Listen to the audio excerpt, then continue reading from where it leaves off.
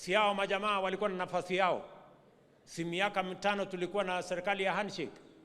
Si mtu yangu ya kitendawili alikuwa na hiyo serikali ya handshake? Si walikuwa na nafasi yao? Si walipanga ile walipanga handshake, wakapanga BBI, wakapanga rege, wakapanga hiyo ingine mpaka unga ikakuwa 230. Ni kweli ama si kweli? Sasa wanatuuliza nini? Si walikuwa na nafasi yao? Sasa wanipatie nafasi nipange na hawa ndugu zangu ambaye wamechaguliwa, tupange vile Kenya itaenda mbele. And I want to respectfully ask our friends ya kwamba mambo ya uchaguzi tulimaliza.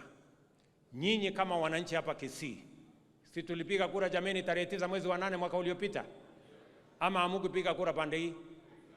Mulipiga kura, mukachagua MCA, mukachagua wabunge, mukachagua gavana na senator, na rais mulichagua ama hamukuchagua?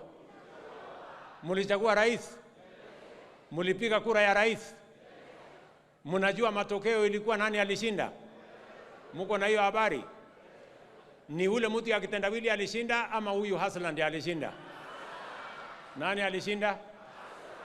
Sasa mimi nataka nimwambie mtu wa kitendawili, please, wewe ni mzee, tungependa sana tukiheshimu, lakini wacha fujo, wacha maandamano, wacha vita, wacha kupiganisha watu. Tafadhali, we want to respect everybody. Lakini mambo ya fujo na maandamano na kupiganisha watu na kuharibu mali ni mambo ambayo hayakubaliki katika society yeyote tukiendekea mbele.